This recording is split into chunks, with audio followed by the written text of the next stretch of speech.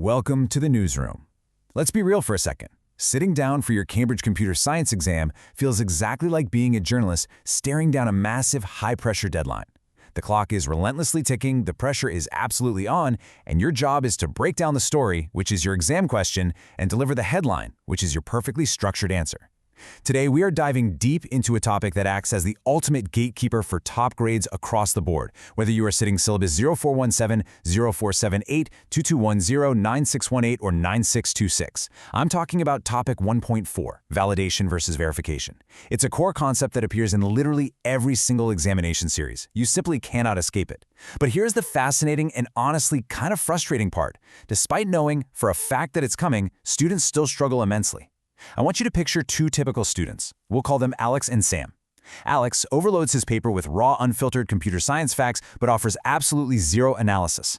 Sam, on the other hand, rushes the paper, speed reads the scenario, and completely misses the specific command word requirements. They both walked into the exam confident, but they are both losing easy marks. Let's fix that right now. So that begs the obvious question. Why do candidates consistently lose marks on validation and verification? When we look at Alex and Sam's flawed answers side by side, covered in the examiner's red pen marks, the issue becomes crystal clear. It's not just about memorizing a dry textbook definition. You can't just write validation checks if data is reasonable and expect an A star. It's entirely about execution. You have to prove to the examiner that you understand the nuanced difference between ensuring data is sensible and ensuring data has been accurately copied. Today, we are going to look exactly at what the examiners want to see from you. We are taking the data straight from the principal examiner reports, and we're going to show you how to map your answers directly to their grading criteria. If you've been feeling like you understand the theory but your grades just aren't reflecting it, you are in the exact right place. All right, let's quickly map out our agenda for today. We're covering four main areas. First, the core assessment principles. Second, the technical exam methodology. Third, critical comparative analysis. And finally, the top 3 examiner warnings. Let's jump right in. Section 1. Core Assessment Principles. Let's look at how the examiners are actually grading your thought process. Okay, take a look at the assessment objectives for this topic. They explicitly target 3 distinct cognitive domains. First, you've got your raw knowledge and understanding. That's your basic definitions like range checks, format checks, or double data entry. Second, you have application. Can you actually use those facts in a specific scenario, like a hospital patient database? And third, analysis. If you only show up like our friend Alex with just basic knowledge, you are literally leaving 2/3 of the marks on the table. This is where you have to break down those command words. If the question says evaluate, but you just describe, you get 0 for analysis. To beat this, you need to use the PEEL framework: point, evidence, explanation, and link. Make your point about a validation check, provide evidence from the exam scenario, explain how it catches an error, and link it back to why it makes the whole system more robust. The Cambridge syllabus makes a very specific, crucial note about top-performing students. They don't just memorize definitions, they exhibit a connected, conceptual understanding. What does that actually mean for you? It means they build a robust mental framework that they can adapt and transfer to totally unfamiliar, highly specific exam contexts. They understand the why and the how, not just the what. They know that verification won't catch a typo if the original source document already had the typo on it.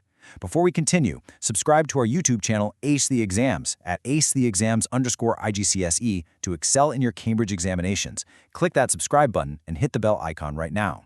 Okay, moving on. I want you to imagine a 30-second timer right now. If I showed you 2 answers, one using PEEL and one just listing facts, you'd instantly spot the top performer. It's all about that connected thinking. Now this brings us to a massive, massive pitfall. This is an actual alert from the examiners, and it brilliantly illustrates the core issue. Candidates constantly confuse the terminology. Let's go back to our friends Alex and Sam. Under the intense pressure of the exam clock, they start mixing up validation and verification because they both start with V and deal with data checking. They use the words interchangeably, and boom, their marks are gone. You can literally see the red pen marks accumulating on their scripts. The ultimate safeguard here? Define your terms clearly right at the start of your extended responses. We want to transform those red pen marks into green check marks. Section 2. The technical exam methodology. Let's look at the actual strategies you need to use on the paper. Notice the method mark strategy here. This is an absolute game changer. Too many students, just like Sam, rush through to provide a final recommendation, thinking the final answer is all that matters. It's completely not. Examiners actively award marks for your systematic process and your clear working. If you just drop the final answer onto the page, like saying use a length check, you miss out on the easy method points. You need to show the journey.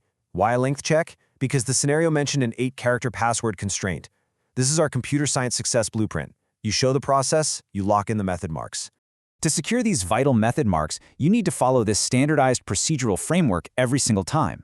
Imagine a 60-second timer ticking down as you read the question. First, carefully deconstruct the question prompt. What is the command word? Next, extract the relevant data from the scenario.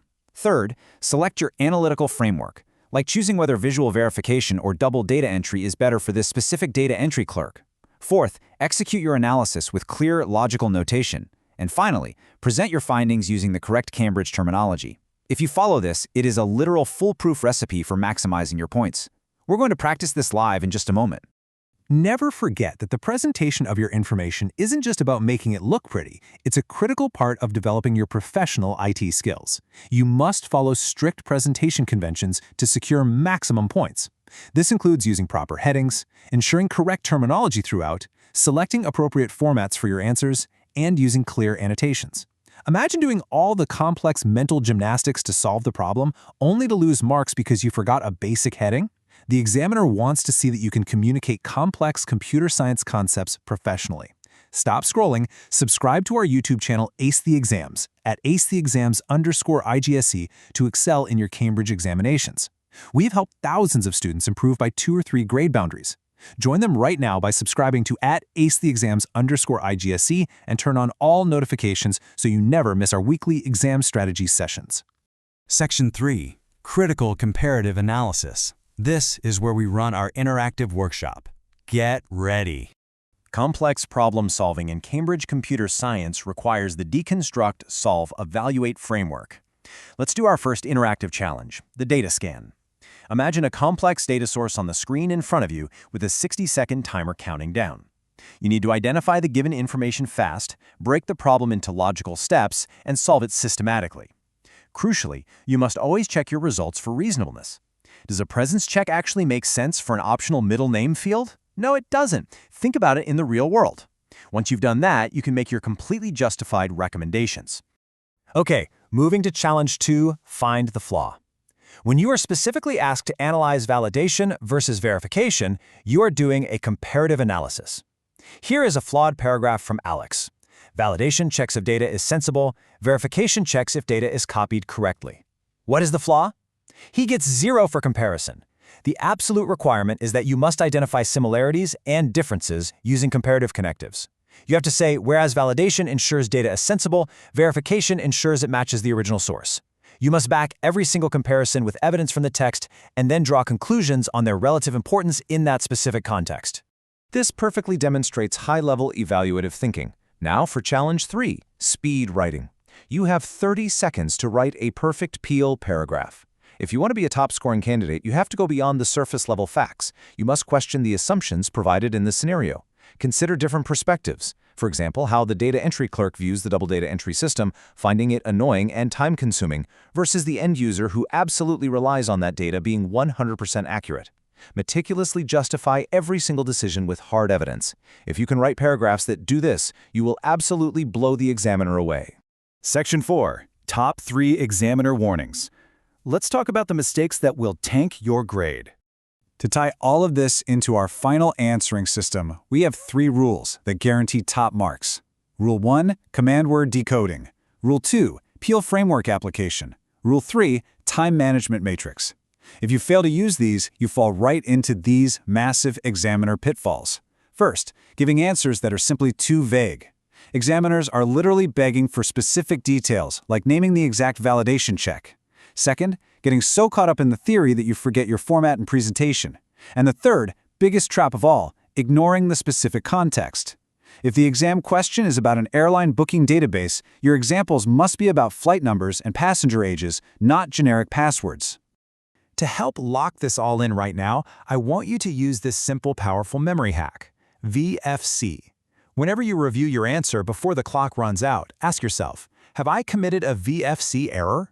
V stands for vague details. Did I give specific evidence or just waffle? F stands for format issues. Did I follow the strict presentation conventions and use the PEL structure? And C stands for context. Did I completely ignore the scenario provided and write a generic textbook answer? avoid VFC, and you instantly protect your hard-earned grade. Let's pull this whole strategy together. Your key takeaways are straightforward. Master the core definitions so you don't confuse validation with verification. Use the deconstruct, solve, evaluate framework to crack open the scenario. Apply the method mark strategy by showing all your logical working. And meticulously avoid those tragic VFC errors.